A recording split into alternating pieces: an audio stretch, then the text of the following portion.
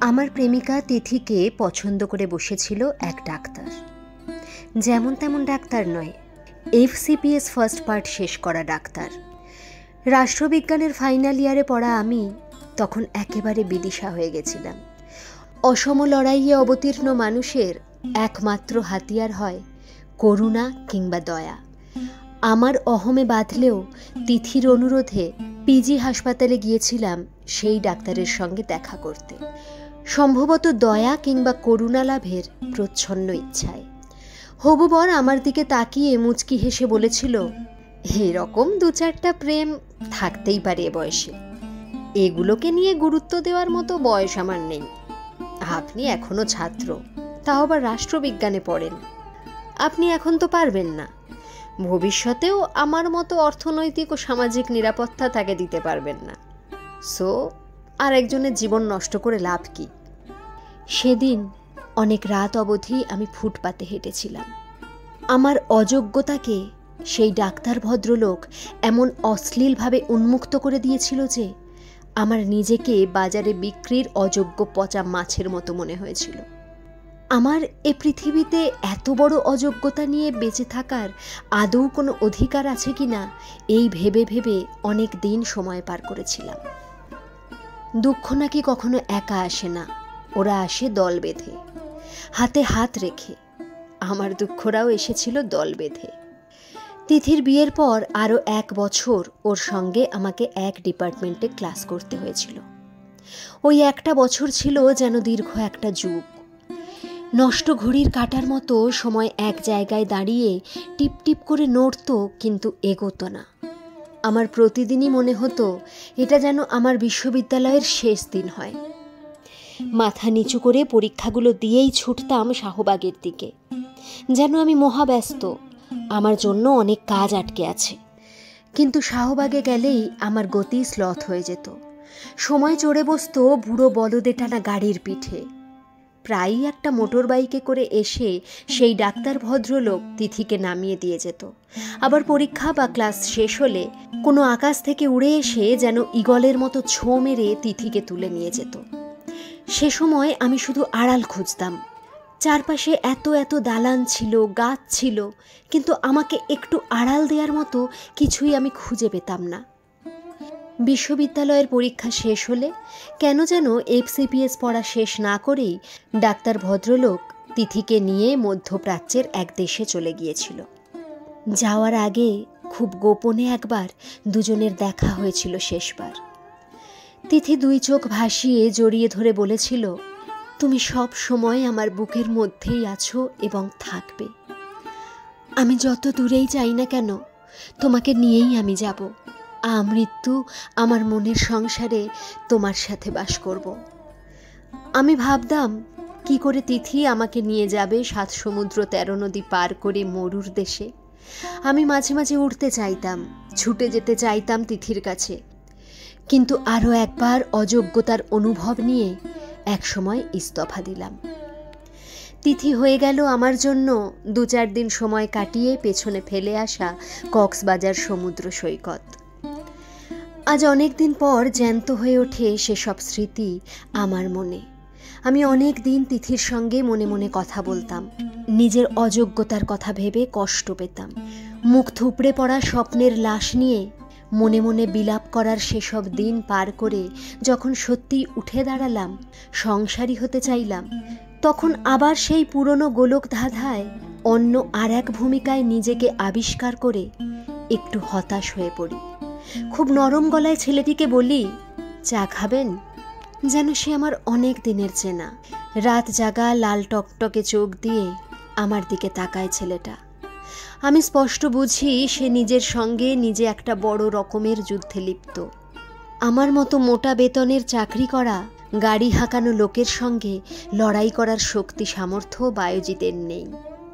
আমার সঙ্গে লড়াই করার একটা অস্ত্রও যে তার হাতে নেই, তা ভেবে সে নিশ্চয়ই অসহায় বোধ করছে।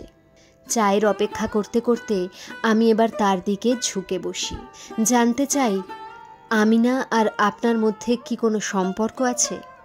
ছেলেটা ক্লান্ত চোখে আমার দিকে তাকিয়ে মাথা নাড়ায়। আমি বলি, কতদিনের? 2 বছর। আপনি যে এখানে এসেছেন আমিনা কি জানে? ছেলেটার চেহারায় একটা দ্বিধা ফুটে ওঠে, কিন্তু জবাব সে দেয় না। প্রেমের দাবি নিয়ে হবু বরের কাছে প্রেমিককে পাঠানোর ষড়যন্ত্রে প্রেমিকার ভূমিকাকে যেন আড়াল করতে চায় ছেলেটি। আমার একবার মনে হয় মেয়েটি কিছুই জানে না, আবার মনে হয় মেয়েটি ছেলেটিকে পাঠিয়েছে। টেবিলের ওপর রাখা ছেলেটির কম দামি চাইনিজ মোবাইলটা একবার শব্দ করে কেঁপে উঠতেই ছেলেটি এবং আমি দুজনে একসঙ্গে মোবাইলের মনিটরে চোখ দিই। সেখানে দেখি 1 মেসেজ, নিচে লেখা মেসেজ প্রেরকের নাম মেরি জান।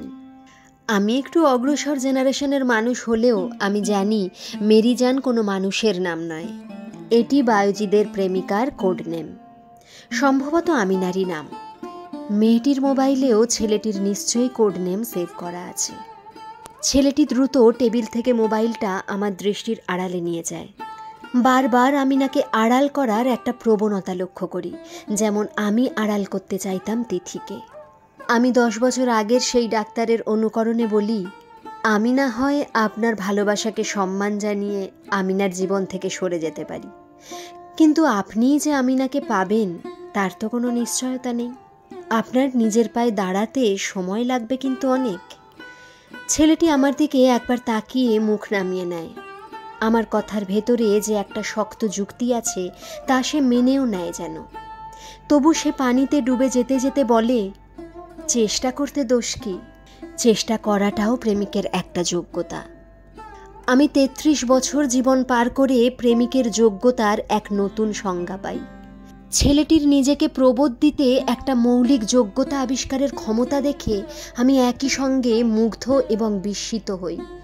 তবু নিজেকে আমিনার জীবন থেকে সরিয়ে নেওয়ার আগে নিশ্চিত হতে জানতে চাই, আমি কি করে বুঝব আমিনা আপনাকে আমার কাছে পাঠিয়েছে? ছেলেটি একটু বিব্রত বোধ করে। অনেকটা নিরুপায় হয়ে বুক পকেট থেকে একটা বিজনেস কার্ড বের করে অন্যদিকে তাকিয়ে সেটা আমার হাতে তুলে দেয়। আমি বিজনেস কার্ডটা হাতে নিয়ে দেখি আমারই বিজনেস কার্ড।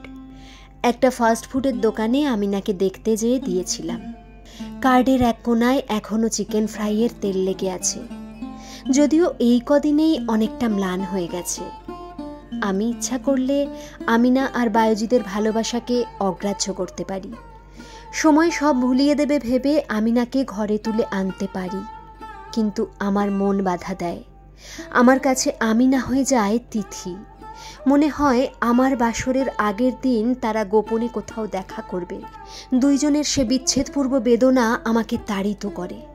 তিথির মতো আমিনাও বায়োজিৎকে বলবে, আমার সাথে তুমি চিরদিন থাকবে। অদেখা কাউকে নিয়ে কল্পনার হাত প্রসারিত করা যায় না, কিন্তু ছেলেটার সঙ্গে দেখা হয়ে যাওয়ায় আমিনাকে আর একা ভাবতে পারি না। আমিনা আর বায়োজিৎ হয়ে যায় এক ফ্রেমে বন্দি দুটি মানুষের ছবি। আমি কল্পনায় দিয়াবাড়ির রাস্তায় আমিনার হাত ধরে হাঁটতে গিয়ে ছেলেটার ছায়াটাকে দেখি আমিনার আর এক হাত ধরে হাঁটতে।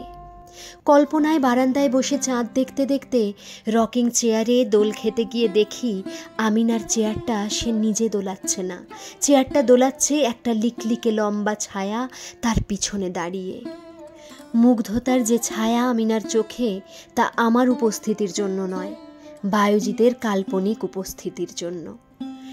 10 বছর পর আমি বুঝি আমাকে তিথি কি করে মরুর দেশে নিয়ে গেছে। তিথির বলা কথাগুলো আজ আর আমার কাছে সান্ত্বনামূলক কতগুলো বাক্য মনে হয় না, মনে হয় মনের গভীর থেকে উঠে আসা কতগুলো দৈব বাণী। আমি বুঝি ছেলেটা আমিনার সঙ্গে আমার ঘরে এসে উঠবে, আমিনার এক পাশটা আগলে ধরে রাখবে সর্বক্ষণ। আমি নিশ্চিত বুঝি আমিনাকে নিয়ে আমি সুখী হব না, কারণ সে সংসার করবে ভ্রষ্টা নারীর মতো। তার মন পড়ে থাকবে বায়োজিদের কাছে, অথচ সংসার করবে আমার। ভ্রষ্টা নারীর সুখীর অভিনয় করা সংসারের সুখ আমি চাই না। বিদায়ের সময় ছেলেটিকে নতুন আর একটা বিজনেস কার্ড দিই। আমিনাকে দেয়া পুরনোটা ছিঁড়ে নর্দমায় ফেলে দিই। বায়োজিদের পিঠে হাত রেখে বলি, আপনাদের প্রেমের সাফল্য কামনা করি। ছেলেটা একটু মিষ্টি হেসে আমার হাত অনেকক্ষণ চেপে ধরে চোখ মুছতে মুছতে পথে নামে। সে ফুটপাত ধরে এমনভাবে হাঁটতে থাকে যে আমার মনে হয় একটা ময়ূর ফুটপাত ধরে নাচছে। আমার চোখ ভিজে যায় কষ্টে নয়, আনন্দে।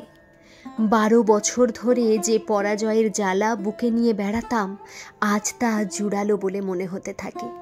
পিজি হাসপাতালের গেটে দাঁড়িয়ে আমার প্রেমকে তুচ্ছ তাচ্ছিল্য করা তিথির স্বামী নিশ্চয়ই এতদিনে জেনে গেছে, প্রেমিকা না চাইলে প্রেমিকের কখনো মৃত্যু হয় না, কোনো প্রেমিকের পরাজয় হয় না।